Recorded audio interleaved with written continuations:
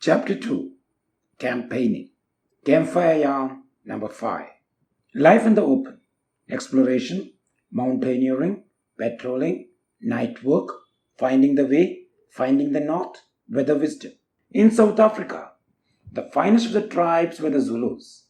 Every man was a good warrior and a good scout because he had learned scouting as a boy. When a boy was old enough to become a warrior, he was stripped of his clothing and painted white all over. He was given a shield with which to protect himself and an assegai or small spear for killing animals or enemies. Then he was turned loose in the bush. If anyone saw him while he was still white, he would hunt him and kill him. And that white paint took about a month to wear off. It could not wash off. So, for a month, the boy had to hide away in the jungle and live the best he could. He had to follow up the tracks of deer and creep up near enough to spear the animal in order to get food and clothing for himself. He had to make fire to cook his food by rubbing 2 sticks together. He had to be careful not to let his fire smoke too much, or it would catch the eye of scouts on the lookout to hunt him. He had to be able to run long distances, to climb trees, and to swim rivers in order to escape from his pursuers. He had to be brave and stand up to a lion or any other wild animal that attacked him. He had to know which plants were good to eat and which were poisonous. He had to build himself a hut to live in, well hidden.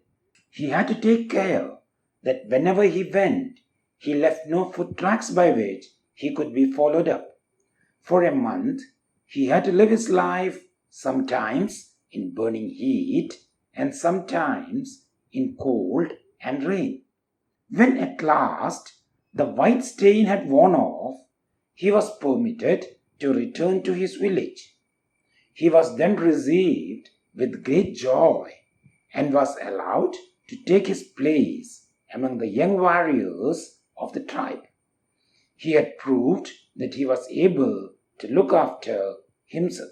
In South America, the boys of Yagan tribe down in the cold, rainy regions of Patagonia also undergo a test of pluck before they are allowed to consider themselves men.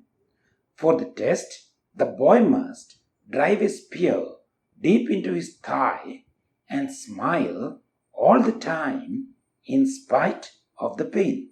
It is a cruel test, but it shows that these savages understand how necessary it is that boys should be trained to manliness and not to be allowed to drift into being poor-spirited wasters who can only look on at men's work. The ancient British boys received similar training before they were considered men. If every boy works hard at scouting, he will, at the end of it, have some claim to call himself a scout and a man, and will find that he will have no difficulty in looking after himself. Now let's look at this picture. From boy to man, among the Zulus, we have the Unfan, mad boy, the young warrior, and the ring cop veteran. Now let's look at this picture. The cub looks up to the Boy Scout, and the Boy Scout looks up to the old scout or pioneer. Training for the backwoods. An old Canadian scout and trapper, over 80 years of age, Bill Hamilton, once wrote a book called My 60 Years in the Plains, describing the dangers of the adventurous life of the early pioneer. I had often been asked, Hamilton wrote, why we exposed ourselves to such dangers. My answer has always been that there was a charm in the open air life of a scout from which one cannot free himself after he has once come under its spell. Give me the man who has been raised among the great things of nature. He cultivates truth, independence, and self-reliance. He has generous impulses. He is true to his friends and true to the flag of his country.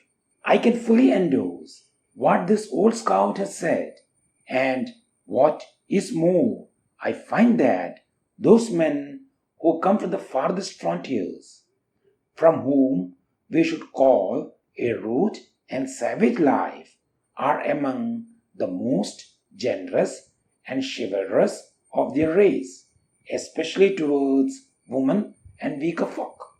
They become gentlemen by their contact with nature.